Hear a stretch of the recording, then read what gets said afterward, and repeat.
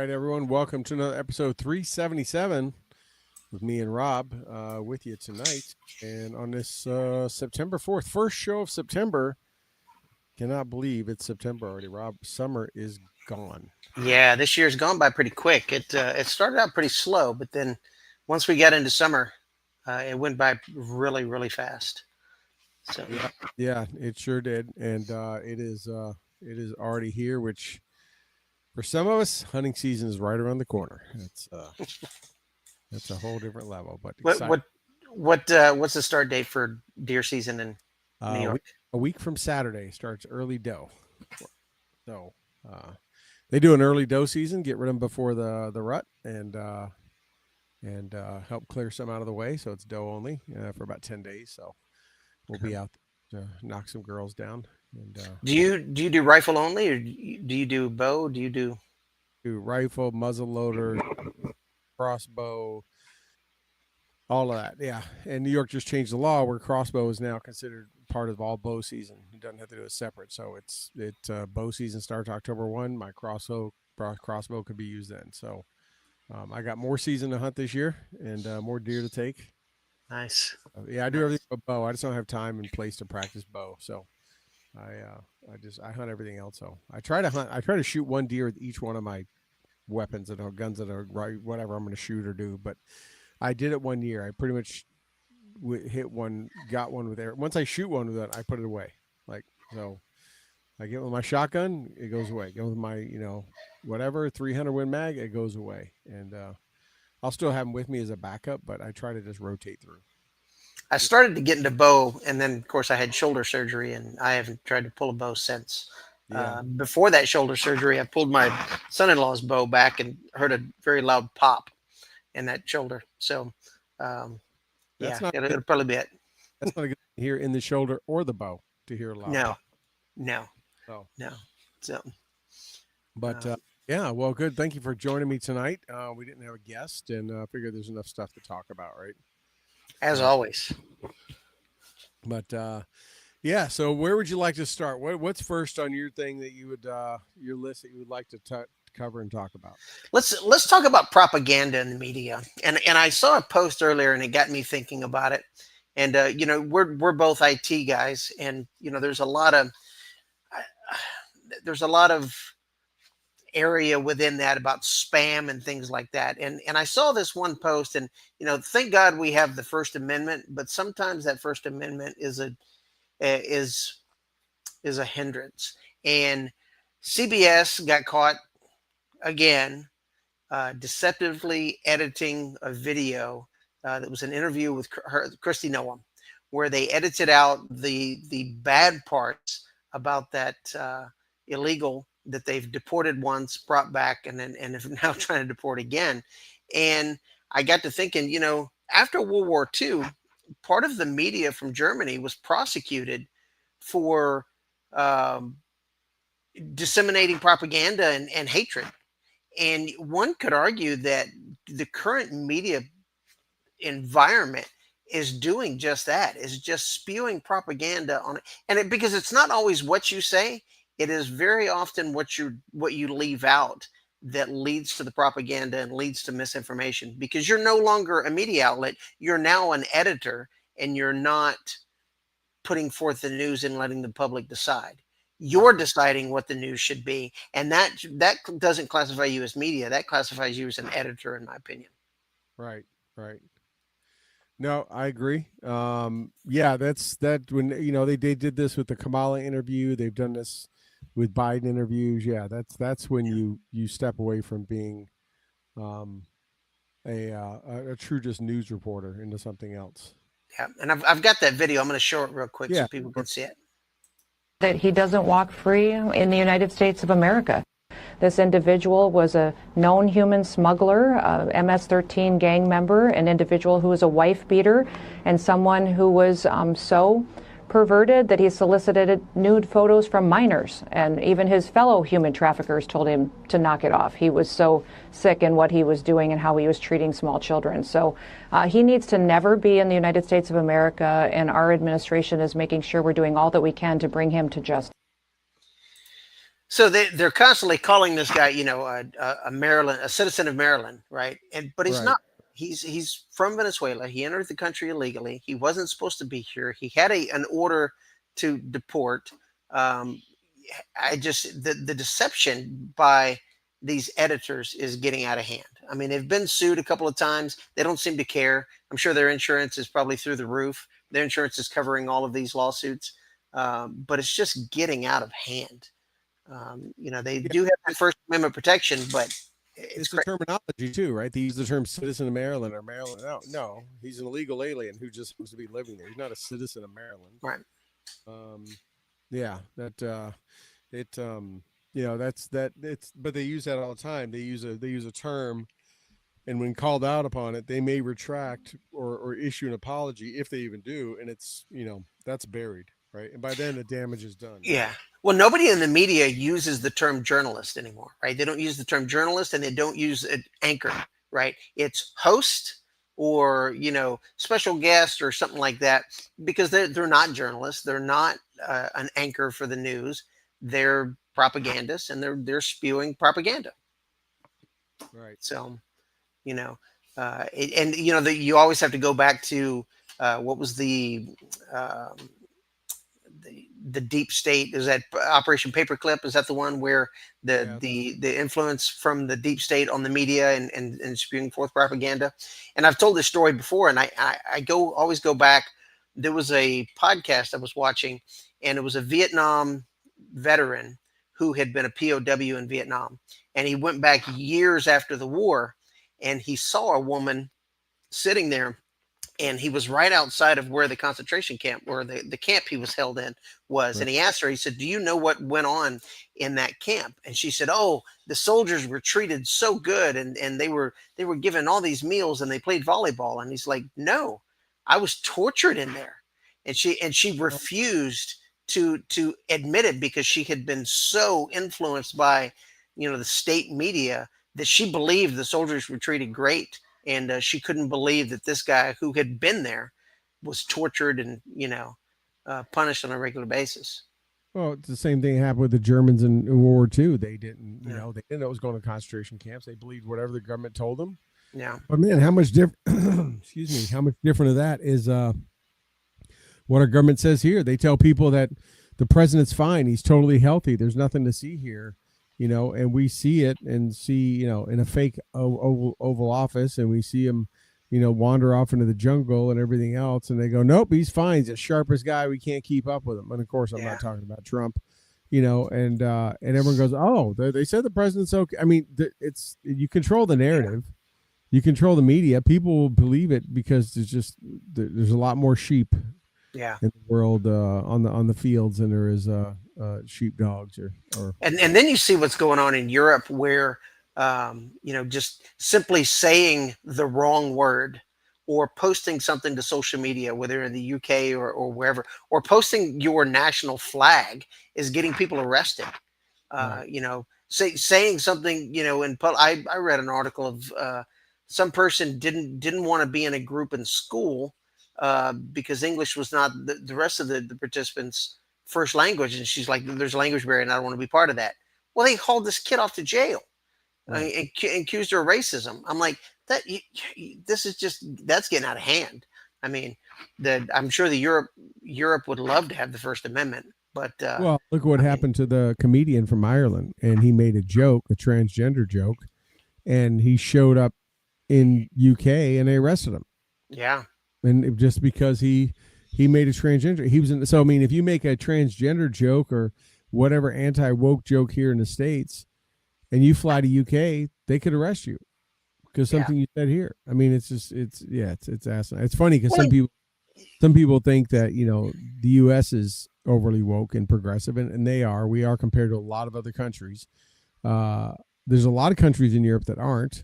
They throw racial slurs and things around all the time, and they laugh at us. But countries like UK have went over the extreme because of just the influx of migrants and everything else, and they've become overly sensitive to try to cater to them. And UK has passed us up in being progressive.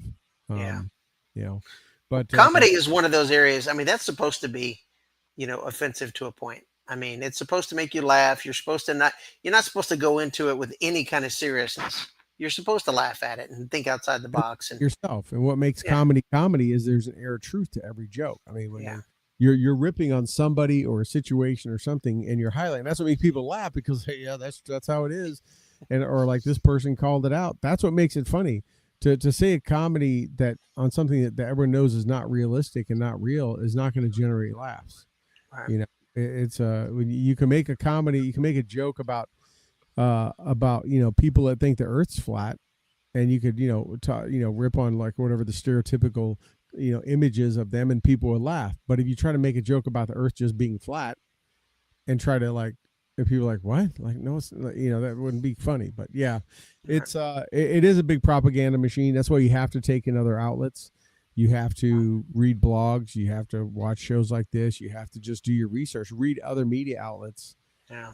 Than just, I mean, we see it with Toby all the time, right? He gets snippets of the biggest stories down in Mexico, but we have to brief him up on all this stuff. And when he comes back to the States every so often and he sees it, he's like, it's such a different context being in Mexico compared to there. Yeah. I mean, Yeah. it's getting ridiculous. Yeah. I mean, look at you mentioned about Biden and him being healthy. Did you see all the reports that Trump it was a long weekend, right? So we all had Monday off, Labor Day weekend, and they didn't see Trump for a couple hours, and they started freaking out, thinking, "Oh, he's dead," or "Oh, he's going to announce that he's sick and he's stepping down." I mean, the rumors and on X everywhere just on fire, and the same media that refused to admit Biden had his issues, Right. whether it was dementia or whatever, were jumping on the Trump is dead or the Trump is sick bandwagon. Because he lives rent free in all their heads, and he was 2 days. He took a break. In 2 days, he wasn't on Truth Social, and he wasn't on Twitter, wasn't on anything else. And just like, oh, we saw a bruise on his hand, we think he's dead. Like, you wouldn't see Biden for a week, if not weeks. And Biden 45 days. Trump does, Trump's been in office 7 months. He's done 7 cabinet meetings and then still does a couple hours of presser after, but he almost does a presser every day. Yeah. But yeah, it went 2 days and they were like, oh my God, he's dead. And then, the so-called late night comedians like Colbert and all those guys, were making jokes about it and all that kind of stuff. And it's like, okay, if you think that's what's winning, I mean, Colbert, you should know that recipe isn't working as you're going to be on your way out. But Fallon and the rest of them, Kimmel, it's like, that has played itself out, and no one listens to them anymore. I mean, their numbers are dwindling, just like the media's are. I mean, you got to go look at Reuters, you got to look at BBC, you got to read other news outlets from outside the U.S. and just not that kind of stuff right there is what just pisses people off about being here. Well, I mean, even read the same article from both ends, right? So read an article on Fox and then go find the same article on CNN and look at how it's being reported differently. Not to say Fox is correct. I mean, Fox can put out propaganda like anybody else. It's just that they lean one way and CNN leans the other. So when you want to read something, read the opposite end of what you normally do and get outside your bubble and see how the reporting is different. I like to go watch MSNBC every once in a while, not for news, but for comedic relief. It's actually funny. Like when Trump does something like, takes out a boat or does this or does that or something really, that most people are like, yeah, but the left would not like. I will quickly go over to there just to watch to see how they have a meltdown. And it is really funny because they just can't handle like good poll numbers or this or that or whatever. I have we've switched to YouTube TV here in the house, and one thing I like about it is they have a thing where they already have them pre-built and then you can make your own. But I get 4 channels at once on my screen, right? And it looks like you're in a Best Buy store or something. But I got any of my TVs that have it. And they have a news one, and it's like it's Fox, CNN, MSNBC, and I forget what other one of the other Newsmax or something or whatever, but it puts all 4 up there together, and then I can just move my mouth and just listen and change the audio from one to the other. But I can put up and watch what all 4 are covering at one time. It's great too on Saturdays because they do it for college football. You can have 4 games. That's what I was going to say. It's great for sports. Yeah. But you can do all the weather channels at once. You can do all the news channels. It's pretty cool. But it's interesting during the day. I'll switch to it sometimes, like when Trump does one of his long, just starts talking to the press after he signs something or does whatever, and just watch which ones are covering it, which ones jump off of it. Right. But you mentioned the boat that yeah, the Trump administration took out. I mean, international waters, so that nobody can argue that he was invading another country. He didn't need congressional approval to do it. I mean, bad guys doing bad things, you got to put a stop to it, right? yeah. There were some people before you show it. There were some people that complained, that they didn't get due process because always in the past we would, Coast Guard or Navy would seize, would board the ship and seize it and arrest the people and then confiscate all the drugs or whatever's there. And some people have tried to pop up and say he didn't give due process, this and that. But the difference is, apparently the administration said they have the evidence. They watched them load it. They watched them do everything. There was Trendeagra gangsters, narco terrorists, which are designated by our government, by our country, as a terrorist organization, which makes them a player on the battlefield. Wow. And they did it because they're Trendeagra. That's who it was, and which makes them a terrorist, which means we can take them out. And The same people that complain about due process didn't want a single person with January 6th to get due process. Not a single one of them. right, They were perfectly fine with people rotting in jail with no due process. yep, and or arresting people or doing things or banning people, taking their rights away because they didn't get a booster shot. Same people. Yes. Yeah. Same people. But Same let's people. take a look at that clip because it is pretty fun to watch. Yeah.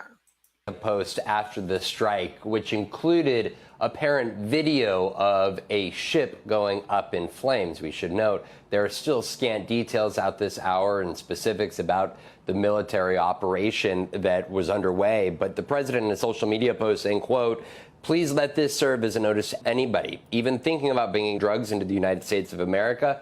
Beware." That's a precision strike. Yeah, that wasn't a hard shot for whatever pilot, whether it was off a drone or a fast mover or something. I mean, it was not. There wasn't a lot of skill needed for that one. It was pretty. Boats move fast, but not as fast as as what those can move. But it's look, they're bringing tons of drugs that kill and infect our country and kill our citizens. So it is absolutely a valid target. And, we don't need to collect it. We'll put them to the bottom of the ocean. Let cocaine sharks get them when they're done getting all the pieces. And, but, it's a deterrent, right? It's a carrot and a stick. The next guys are like, on the dock and they're like, hey, the first boat, we need guys for boat number 2. I guarantee there weren't many raising their hand.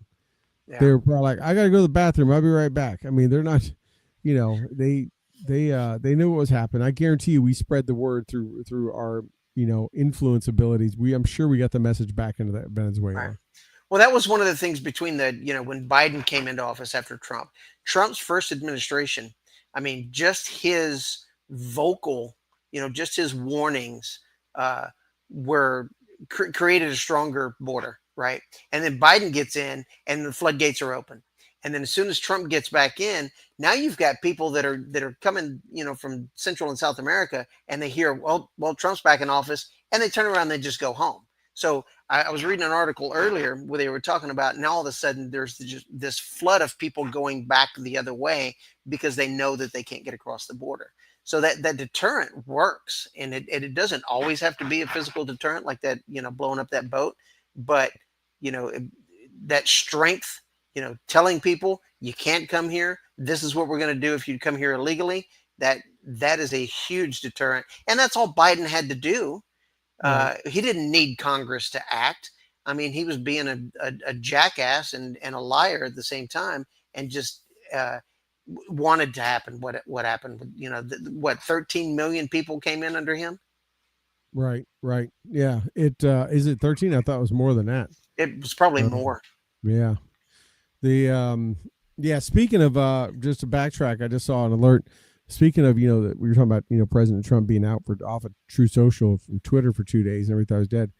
apparently they've got pictures now of Biden out with a massive head wound on the side of his head, with a big bandage and all that kind of stuff. So I'm waiting for the media now to freak out over that. They That won't. one, I mean, Biden's still alive, so that's pretty amazing. But He probably tripped and fell. yeah, I mean, that would probably be my guess. they should not let him on a bike anymore. But No. yeah, that's for sure. Or it's from chemo. I mean, chemo can kind of affect your skin too. And Oh yeah, he had that late breaking cancer that should Yeah. have been detected 7 years earlier. That no one Right. talks about anymore. They're Oh, not. There's yeah. no thoughts and prayers from the left about their former president and his late diagnosed cancer. Yeah, he's not even mentioned in the news cycle ever. No, I never hear his name. Never No. see any article. Nothing. no. So I mean, you see Kamala, Harris occasionally. well, she had to write a book on how to lose a campaign in 107 days, and she's out bragging about it. I don't know. I mean, that I just don't get that. But yeah, I mean that's. But no. Anyways, back to the terrorist thing. I mean, it's everyone knew when Trump was in the first time that it was a new game in town, and that look, Ukraine. No one messed with Ukraine. No one invaded. No one did this. We quit losing soldiers in Afghanistan while he was in. Because we've all heard the story.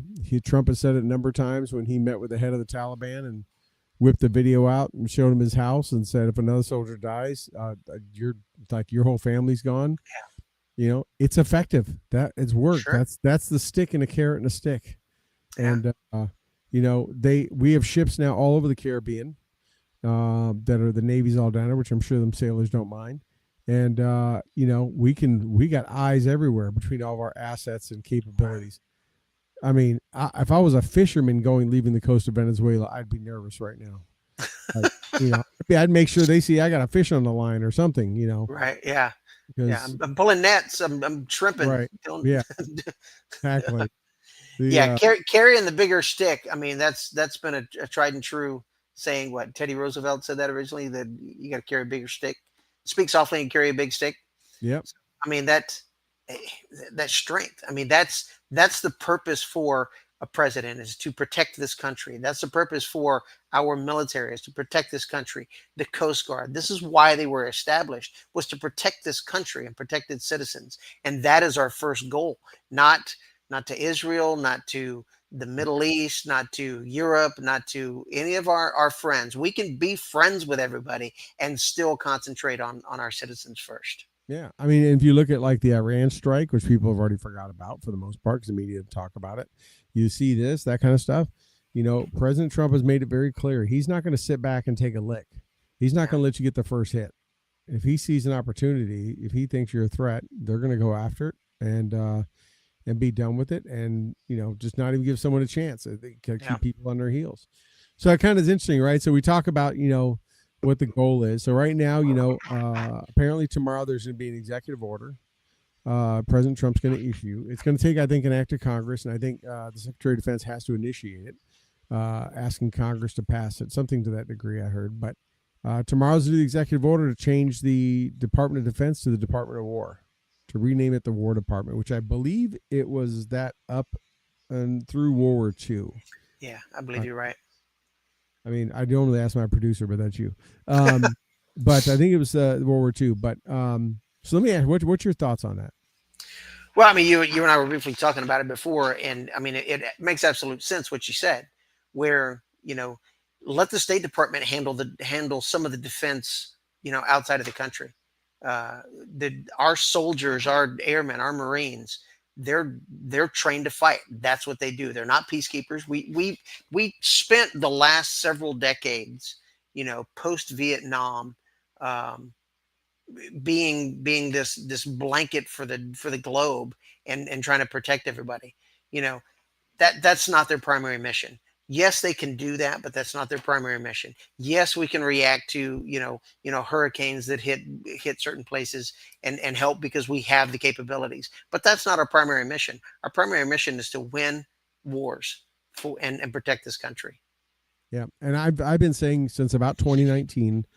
It was around the time that Dave got the medal. I think I may have first come up with it there. I may have talked about it there, but we were touring the Pentagon. But I remember it was around that time, and I was like, we shouldn't be called the Department of Defense anymore. It should be called the War Department. It should be the last.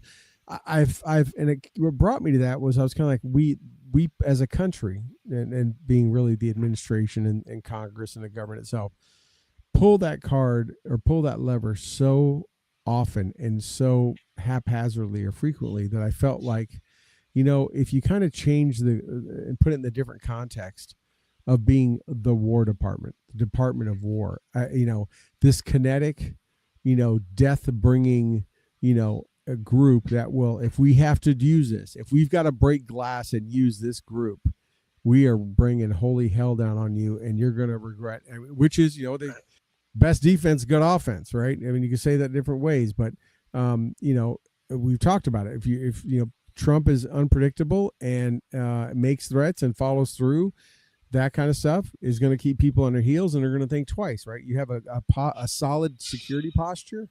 If you're getting out of your car and going to the ATM, and you're pivoting left and right, got your feet shoulder width apart, and you're watching around you, and you look like you may be packing and you got your stuff together, someone's probably not going to try to mug you. But if you walk up with your head in your phone and your head down and looking meek and timid, they're going to roll you up.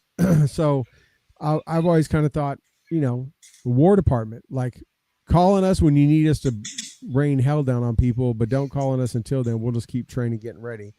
I just felt like that there should be that, and so it would give that context of like, let's not tap that until we have to. Let's not break that glass unless it's absolute. Let's try every other thing we can: diplomatic, financial pressure, tariff pressure, whatever it takes.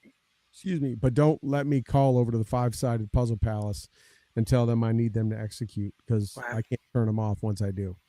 And, well, I mean, we'll see, and we know how the Democrats are going to react, right?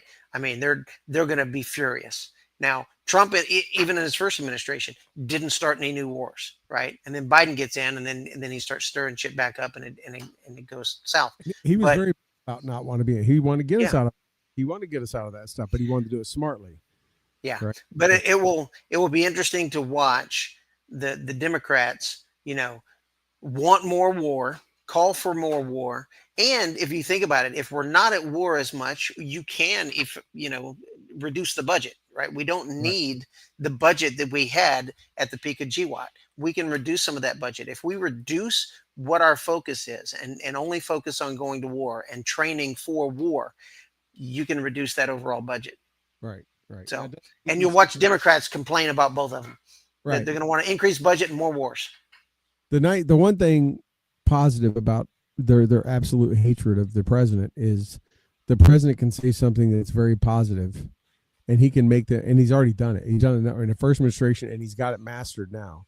I mean, he could sit there and say, we should get rid of cancer and cure cancer, and we're gonna invest everything into curing cancer.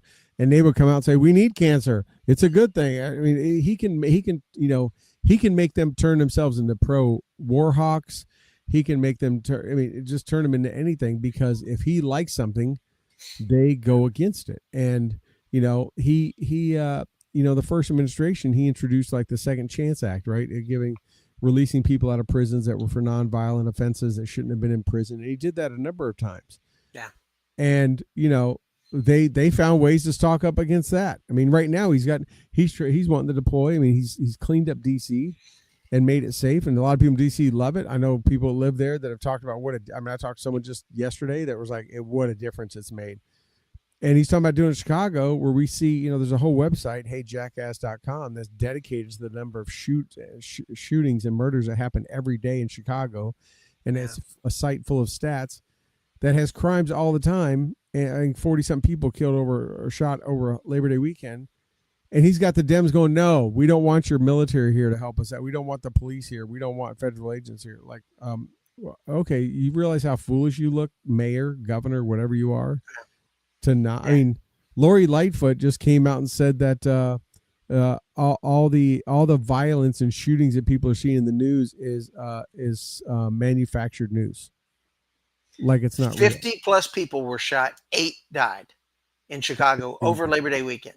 Yeah. And Trump reached out to, he said to Pritzker, the governor of Illinois, just reach out to me. Let's work together. Let's figure this out. And how can you argue against that? He didn't say, I'm going to shove you aside, I'm going to shove a bunch of troops in your state and your city and clean it up, and you be damned. He said, reach out to me. Let's work together and let's fix this. Yeah, You know, he had to do it for DC because it's DC. Sure. And he did. And now he's got the mayor of DC, who's obviously very liberal and that kind of stuff, thanking him for what he did. Yeah. And this is what the American people want to see. Like, just use common. We all know. I mean, we've talked about it here, right? Fetterman is the only one on the left that has common sense. He'll sit there and go, yeah. I mean, he's supporting the narco terrorists taking him out. He's the only one on the left that is. Yeah. And it's just like, just have common sense. We know the American. We may not agree on everything. We may not agree how to do certain things from left versus right, or what the right fiscal policy should be. That's okay. But when it comes to basic common sense stuff of providing safety and security and the liberties that we like, it shouldn't matter who came up with the idea. Like, let's all get behind it. And that's what the American people get pissed off about, and why the left is losing so many people, because they're seeing through it, realizing, wow, you just care more about the letter than you really care about your constituents or America, or what this country is based on. You just care all about the party and nothing else. Well, I mean, like you just said, Trump could declare that the sky was blue, and they would hate it, right? I mean, they hate, even before they hate Republicans, they hate Trump more. They hate Trump more than they love this country, and more than they support and love their constituents. And that's sad. That is the state of politics in this country, and that's sad. Why I can't talk to some of my friends and family. Won't even talk to them, because I already have a less, and it's sad to say this, but I have less of an opinion of them and a view of them, because I know that when they think that way, then I'm like, how do you even vote? Like, how do you even go to work every day and make decisions and things like that? Because you don't have the common sense. Because again, you hate a person more than just than the real common sense of maybe having a safe area to live, or being financial. You may not like of how he's dealing with Ukraine, or you may not like of how he's dealing with China, or something like, say, foreign policy, or having a meeting with Putin or whatever. That's fine, but that's all external stuff. When we look at internal, everyone should be behind whatever it takes to make this internal as safe as possible. Right. But it's so troops are in DC. It's made it better. What do you think about them going to Chicago? Do you think there's any violations? Do you think there's any civil liberties at risk by them going into another place? I mean, you said it the last time I was on here. Troops have been in New York City since forever, right? Yeah. I mean, you put troops there on the subways to help that. There's no reason why you can't put troops on the city in New York. I mean, it's a presence. It goes back to what we were talking about a little bit ago. It's a deterrent, right? I think it's needed. I mean, Chicago will always be problematic, right? I mean, just because it is what it is. We talked about DC before, and about being the cradle of government for this country, and it should be cleaned up. But that has happened now. Now it's time to focus on the next thing, and I think Chicago is probably needs it. Or even Portland. Portland has had 80 nights of protest outside the ICE facility, and the Portland police refuse to go down and do anything. There's people that live all around there in apartments and stuff. They get assaulted if they go outside. 80 nights now, as of last night, that they have rioted and like Antifa types or whatever and protest outside the ICE facility, and the Portland police won't even show up to do. So these people that live in that area can't even move about their city once night falls. I mean, I was like, when I saw that, I'm like, that's where National Guard needs to go. Not even Guard. Let's just bring Second Ranger bat down from Fort Lewis. This will be cleaned up real quick. Let Oregon Guard handle. If you don't have to tap into them, just bring about 2 companies down from Second Ranger Battalion, and they'll follow the same laws, and habeas corpus applies and all that kind of stuff. But when I was a young soldier at Fort Hood in the 80s, right, the DNC convention was going to be in New Orleans, and they were at the DNC, or the New Orleans police were threatening to strike, and they activated us and gave us riot. I was a PFC. They were giving us riot training, issued us all the gear, and we're going to deploy active duty soldiers to support the DNC convention in New Orleans. Luckily, the strike never happened and deployed. We had birds were loaded, ramp on the ramp. We were ready to go. We were on 4-hour recall. I don't even know if that ever made the news, but I mean, they were going to deploy active duty soldiers in 1988 Oh, wow. to, I think it was 88, maybe been 87. I think it was 88 to go down there and, be riot control because all the cops were going to strike. So they Well, could one of the next areas Trump is looking at is Baton Rouge. There was another student shot down there, sitting in a vehicle at a light, and someone drove up and shot the kid, and the other passenger in the vehicle was wounded as well. But he's talking about they need troops there. I mean, if the police are overwhelmed, especially in these, you hear Democrats talk about, well, all of these red states are the highest crime. No, the red states that have high crime, it's crime in blue cities that are causing that problem. Those mayors in those cities are blue, and those mayors are the ones that have called for defunding the police and are putting handcuffs on the look police. at And Austin or Houston, right? Yeah. Two classic ones, Austin and Houston both. Texas is a big red state, but those are two big blue areas. Yeah. Dallas used to be that way, and they got a good sheriff in place, and I think they've had some regime change there. But yeah, I mean, there's a lot of places like you say that are like that that are. Well, we spent COVID, and then we spent the George Floyd era where we were demonizing and just beating up police. So I'm sure across the country there's a massive shortage for police because nobody wants to be in that job. They saw what happens, if one bad situation, things can go south really quick and you end up in jail for 30 years, right? Well, and a lot of them, their administration, their higher ups, which are pretty much politicians themselves or trying to be politicians, don't have their back, right? No one wants to work for a boss or for a company that's not going to have their back, especially if it's in a job that is high stress and you put your life on the line or something like that, right? Think of a soldier. A soldier is not going to follow a leader in a combat that they don't think has their back in their best interest. There's a reason why things in like mutiny have happened on the high seas and stuff like that. They don't, so why would a cop leave his family every day, go out there and know that the second they try to do their job that they've been trained to do the way they were trained to do it, there's 25 cell phones are going to break out and video them and make them viral, and that the politicians above them, either in the department or above that, are going to react to the moment, right? Border Patrol on horses, someone saying they whipped them. Look what happened. Those guys and gals were persecuted until it was all cleared up, and then again, that was page 6 news. And at the time, every outlet wanted to talk about how they were whipping young migrants. Well, even Mayorkas was in on it. I mean, the head of the HHS was, or not HHS, Homeland Security. Yeah, DHS. I mean, even he was in on that, and wanted to charge them. Even after it was, proven that they weren't, he still was going after them. Right. So why would someone want to go do that job?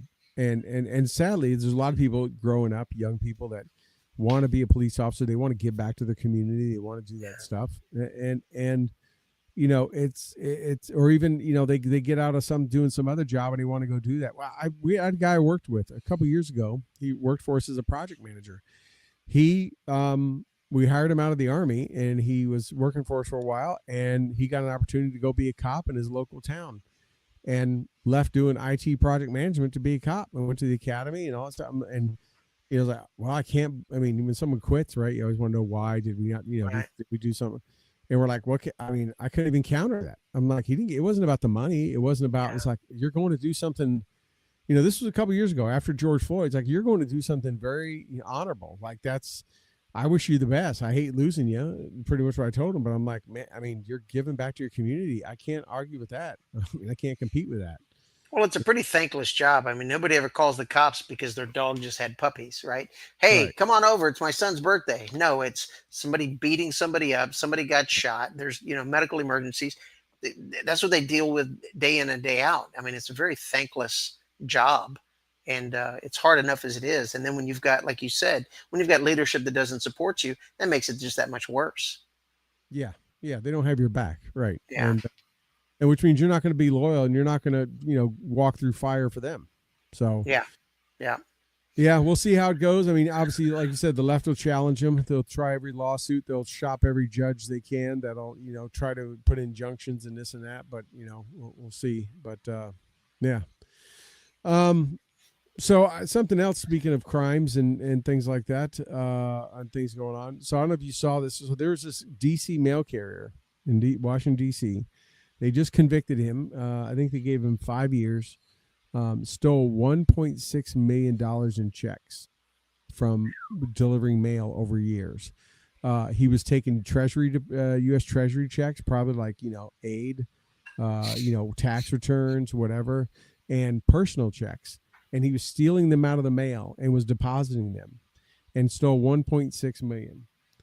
And they just convicted him of 5 years. And he's from not Zimbabwe, but some country in Africa starts with a Z. In that country, they have also now stripped his citizenship. He was a naturalized citizen.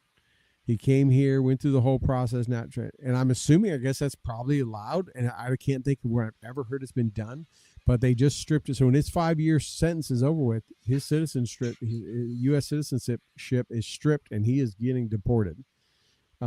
He is no longer a naturalized U.S. citizen. I'm assuming it's because there probably is something in that whole process that says, you have to be a good, upstanding, citizen of the community. Yeah. We should do that more often. I mean, if you commit a felony, I understand speeding ticket, that's not worthy of, sending you home. But if you commit a felony, you should lose your citizenship. You should be shipped out of here. That's not who we want. It's a privilege, right? It wasn't a right. Yeah. It's a right when you're born here and you're U.S., but it's a privilege that we gave you that citizenship, by taking a test and going through all the steps and all that kind of stuff. But yeah, I don't think it's ever been done, but you're right. I felt the same way. Like, we should have been doing this the whole time if it hasn't. It's the first time I've heard of it.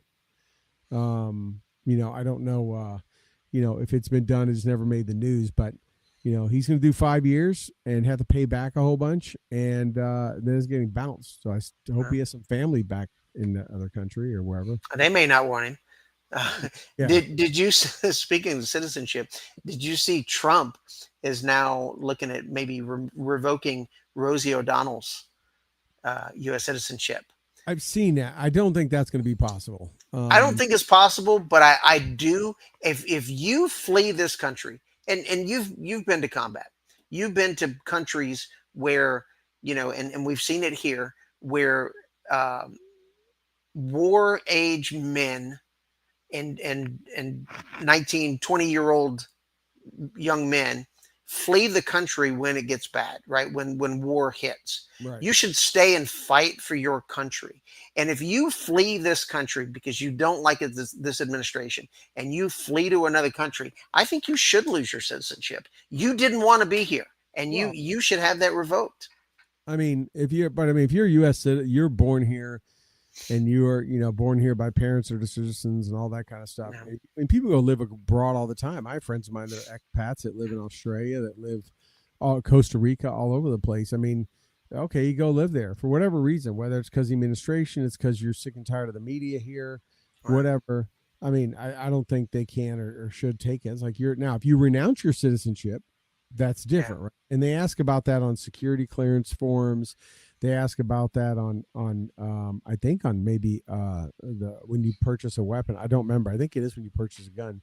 That may be on the APHIS form. But if you renounce your citizenship and say I don't consider myself, and that's publicly stated and recorded somewhere, and like I'm going to Canada. I'm not a U.S. citizen. I will never be one. I hate the blah blah. That would be different. Maybe I don't know if there's anything that we have in our laws that says renouncing has this outcome. I know people have said it, and I know they ask about it on certain things, but if you renounce it, maybe. But if you're not renouncing it, you're like, hey, I'm just going to go live in Ireland I'm just going to go live there and I'll come back every once in a while. Then, okay, you're living in Ireland. Guess what? You're paying taxes in both places or whatever. Well, I'm not a big fan of dual citizenship, and we've talked about that before. I mean, if you're a citizen of this country, you should be a citizen of this country. You shouldn't be a citizen of another country. You should, you should put an oath towards this country that you are now living in, right? And that's for every U.S. citizen, I think. If you're a citizen of this country, this should be who you support, not some other country. Right. Oh, absolutely. And I don't know I know some people are dual citizens because other countries recognize them because their parents are from there or whatever, right? And they Sure. go, and they're born here in the U.S., but they go, oh, well, our laws say because your mom and dad or whatever from this country, you are also a citizen of this country, right? And then you have your ones that go apply to be a citizen somewhere else. I think that's what Yeah. you're talking about, where they go and say, Yeah. like Jimmy Kimmel's, like he went and got his Italian citizen, so he's talking smack now that he's like, I could go live there. I'm now an Italian citizen and American citizen. Yeah. Yeah, then I think it's could be like you can only be one or the other, right?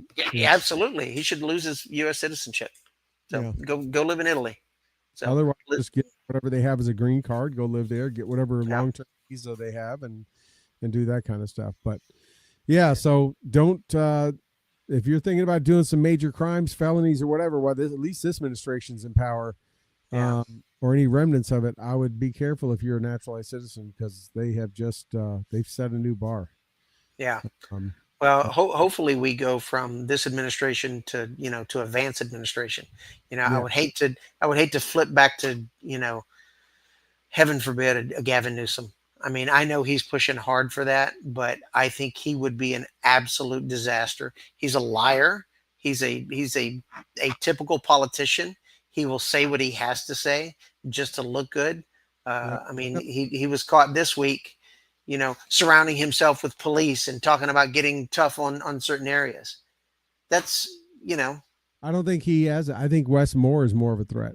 I think Wes think? Moore, the governor of Maryland, yeah, combat vet, black gentleman, young. I think people just see. I think they see those that look at Newsom. I mean, he just looks like Slicky Pete, for used car dealer, kind of just that wannabe, that kind of thing. And I just don't think he has a recognition. And I think Wes Moore is probably the best thing that the Democrats have right now that could be a threat to the Republicans, and whether it's in the next election, midterm, whatever. But I think he's going to be a threat. But What about that governor out of Pennsylvania? What was it? Shapiro? Is that his name? I don't think he just had a blip when he could have been with Kamala, and I think Yeah. I think Wes Moore is getting a lot of publicity.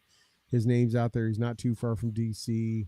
Yeah, I'll just see, but I just don't think Newsom is won enough people over. But I'll tell you what is amazing is how bad someone has to be on the left to get the Republicans to back someone like Andrew Cuomo, right? So, Madami is so bad that, there's reports that the Trump administration is talking about offering jobs to Sliwa and Adams to drop out of the New York City race. So then it's just Cuomo going against them and put their support behind Cuomo. It's like when Andrew Cuomo is the best option or the one that the Republicans as a whole want, the dude on the on the Democrat side has got to be pretty bad. I mean, I almost say just let it happen. I mean, let Madami do it. Like New York City. I mean, it's just like it's like, I'm with you in the point that look, I live in upstate New York. As far as we're concerned, you could cut that whole city off and go float it out in the ocean, and it could be its own place. We don't care.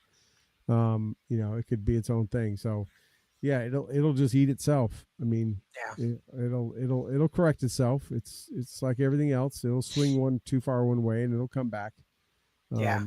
But he hasn't really made too much, in the news lately. He's been pretty quiet, other than him trying to lift 125 pounds. I mean, he is, well, but he is in the New York City area. We say again, he's running for New York City mayor, right? He's not running on the national stage.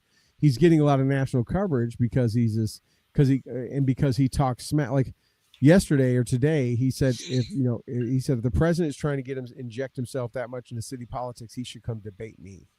Why would the president come debate someone running for New York City mayor? He's not running for mayor, but he's trying to get validity. It makes him look valid and credential to say, so he gets coverage by calling the president out. So all the left media covers him. Like, look how bold he is to stand up to the big bully. But the mayor of a city, you don't mean, it don't matter if it's the biggest city in the world. You're still a mayor of a city. Your jurisdiction doesn't go beyond the 5 boroughs. Right. But, if you want to destroy that place from within, you want to have your government run grocery stores and give everything away and have free buses and just tank the economy, go ahead. All those big businesses will just move out. Yeah, right?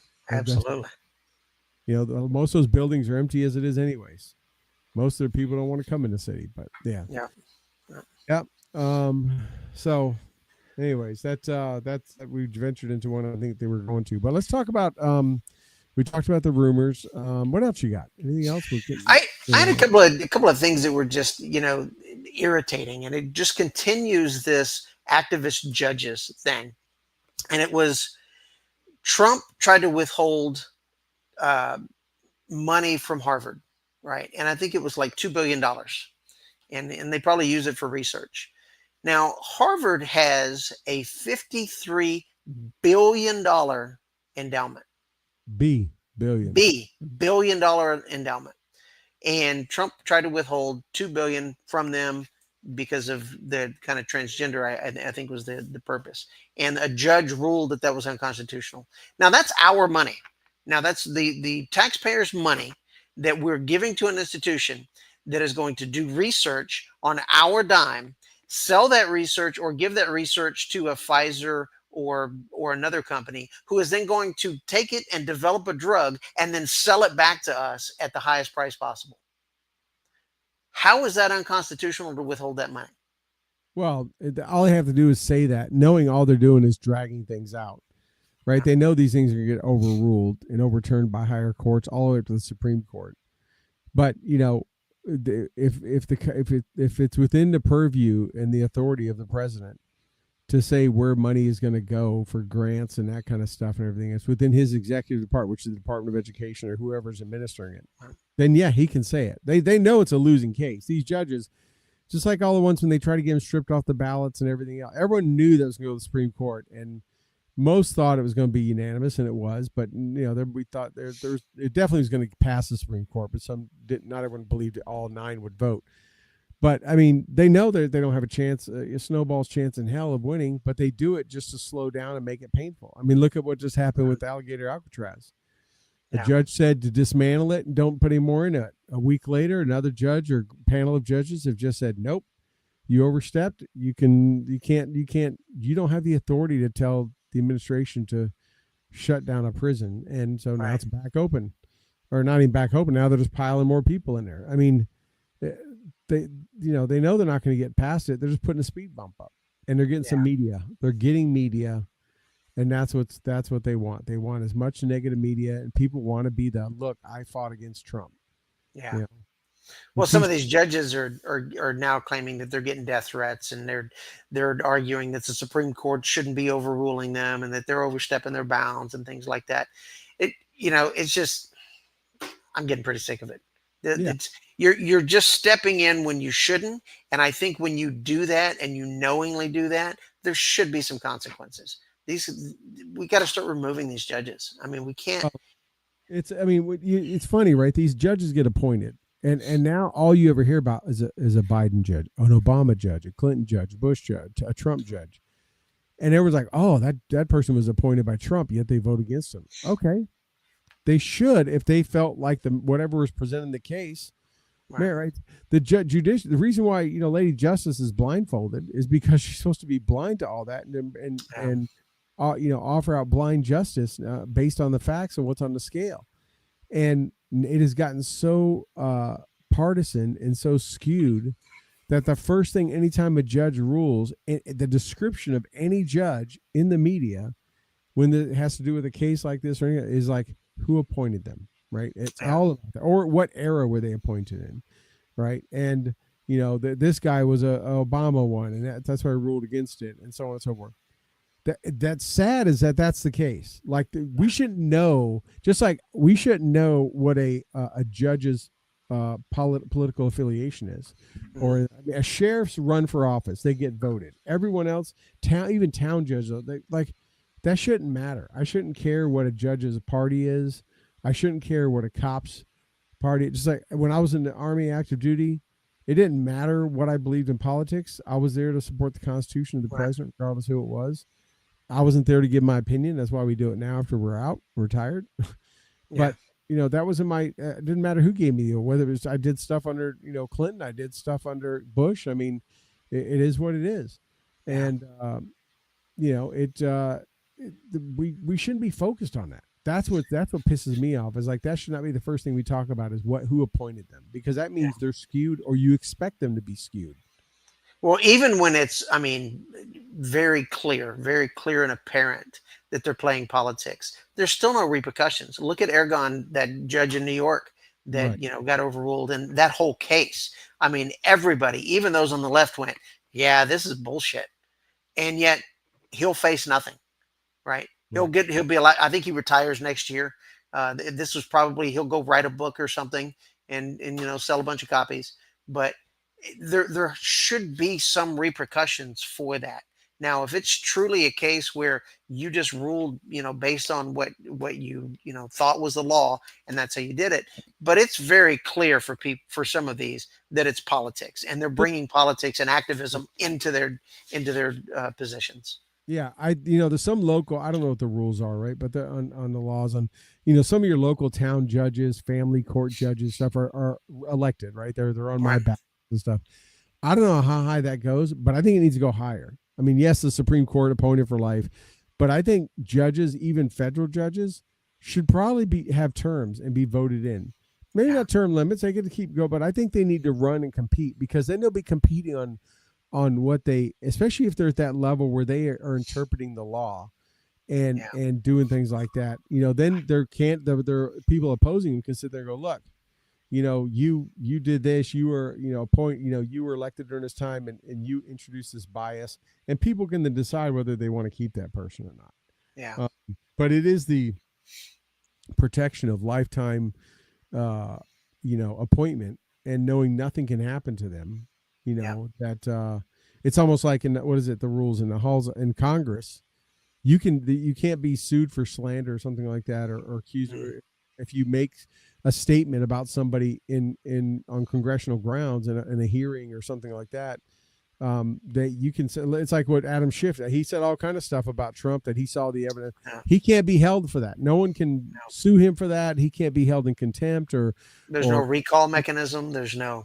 Like, you can say whatever you want in Congress about somebody. Yeah. As long as you say it there, they can't touch you. Yeah. And I think more judges need to be voted and stuff. I agree. Absolutely. I wanted to kind of throw out just some simple numbers real quick, because we always hear, we just had a shooting, and we hear about how many shootings happen a year, right?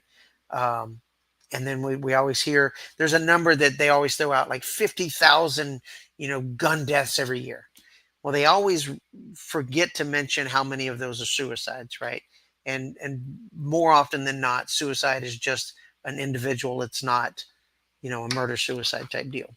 So excluding suicides, gun deaths equals 16,000 plus deaths a year. I mean, that's a lot. That's way too many, right? Right. That includes shootings and everything. That's gun violence. That was just 2004. There were 16,000. For comparison, when you're starting to look at numbers, it is reported between 250,000 to 400,000 deaths a year to medical mistakes, medical errors. And yet you never hear that mentioned in the media. You never hear anything about, those numbers. They never want to talk about the amount of car crashes a year. They never want to talk about that. But yet we have 250,000 plus medical errors a year. And I'm looking at, Robert F. Kennedy was testifying recently in front of Congress, and we've got a very serious health crisis in this country. We are an obese country. We are a junk food country. We are a preservative and not natural food country, and it's killing us. Heart disease is the number one killer in this country, and yet we've got people in Washington, simply because it's a Trump appointee, fighting for cleaner food and a more structured, vaccines and cleaner for everything, and they're fighting against it tooth and nail. And it just baffles me that more people don't see that and are just outraged. It goes back to what we were talking about earlier. It doesn't matter if it comes from the Trump side, they're going to fight it, no matter how good it is. Yeah. Right. No matter how good it is, they're going to fight it the whole way. And I mean, RFK, he's catching some heat. He was up there today. about testifying because they've fired something. I heard of just a snippet of it. I didn't watch it. Where they criticized. I think he's fired several hundred or 1,000 or so employees or whatever, and they're like, he's like, yeah, they were bad doctors. We're in bad shape. We're not a healthy country. They weren't doing their job, right? And that's the bottom line. They weren't doing their job. Now, I don't know if you saw about 1,000 of them, current and former HHS doctors and faculty or staff have signed some petition for demanding that he quit and resign. The former ones that doesn't count, right? That doesn't mean anything. You don't work there anymore. But even the ones that do, you big cojones to put your name on a line that you're asking for your boss to be removed. That takes big ones, but I'm pretty sure it's not going to turn out well. Well, I mean, I don't know what you're supposed to be, what you think you're going to achieve out of that, just to say, as you walk out the door with your box of goods, well, I signed it. I was brave enough. Okay. I mean, and it's across the board. I mean, look at the Department of Education. I mean, I want to say it was something like 35% of children, grades 12 and below, can't read at a 6th grade level. Yeah. That's unacceptable. And we have a Department of Education. What are they doing? They're worried about politics. Absolutely, they are. They're at marches and protests worried about politics versus worrying about that. Yeah. So here's what we figured out tonight, Rob. Politics are the root of all evil. It is. Which really equates to power is the root of all evil, because that's what it's all about. It's all about power. Yeah. And influence. And, governments are corrupt, and not always corrupt with money, but just corrupt with power, because they don't make the decisions on the best decision on behalf of its citizens, but rather on what it takes to retain or gain power. And I listen to politicians when they use that word power. Very few of them will say when we're in the majority, right? They always say when we regain power. And that's a telltale for me. When you look at it from a power perspective and you don't look at it from a majority and supporting the country perspective, you look at it from a pure power perspective, then you're POS to me. Yeah. And it's left and right. Oh, absolutely. And again, it is we've gotten so jaded with just two sides that that's what it's turned out to be. And that's why you have these PACs. That's why you have the George Soroses of the world and stuff that are, funding all these things and these dark money fundings and stuff. It's all about power, because they know if the people they get in that they're supporting get into positions of authority, they're going to gain out of it, right? They're going to have influence. They're going to get power, that kind of stuff, right? If they're making millions of dollars of contributions to a dark money PAC that gets someone elected, like a lot of these prosecuting attorneys across the country that are referred to as George Soros sponsored district attorneys, he has leverage over them, right? Which is another reason why the Trump's first administration, even this one, but more so in his first run, he was such a threat. Well, I just say he fought the media, he fought the Democrats and the Republicans. They had nothing on. They couldn't leverage him. No one had a card they could call in. They didn't have a Trump card to play on him. He owed nobody anything. And that made him dangerous to everybody. That the phrase "a Soros-funded attorney" or prosecutor is even in the language is wrong, right? I mean, the fact that exists proves that we need to change something. Something's got to change. To me, it's right there with president appointed judge, right? Whatever president, insert name. That shouldn't be the context of how we refer to people in these positions. Right. They should just be district attorneys. But the reality is we've seen enough of a trend, for example, out of Soros ones, they're the ones that have no bail reform and relief and don't charge people it should be charged, and charge bodega owners who are defending themselves and all that kind of stuff. I mean, it's like there's enough of them, kind of like we talked about the comedy, that what makes comedy funny is the air of truth. Well, why we're saying all this is because the truth is that there's when someone is a Soros appointed and funded for their campaign district attorney, they're going to go one way. Right? They're beholden. They're slave to what their demands are. And they're not doing it blindly with justice as this country was founded to be done. Absolutely. Absolutely. But all right, man. We covered a lot tonight. We did. Well, like you said, there's never a shortage of topics. No. I want to thank everyone for tuning in and watching Rob and I just kind of rant for a while here on episode 377. Be sure you follow all of our sponsors. We got Gear for Grunts, Marbita, Fishing, Boo Hammer, what else? Whoever other sponsors. Oh, here we go. Alpha Elite Performance, Gear for Grunts. Yep. So, be sure and check them all out. Follow us all of our socials. Follow us and keep an eye. Lima Charlie show. Talk to some more folks today. We're lining more guests up for that. If you didn't get a chance to see Tuesdays with I did with Jeremy, definitely check that out. One of my old soldiers, and talk about his unique deployments and experience. And with that, I guess we'll let everyone go, Rob. All righty, sir. All right. We'll see you, bud.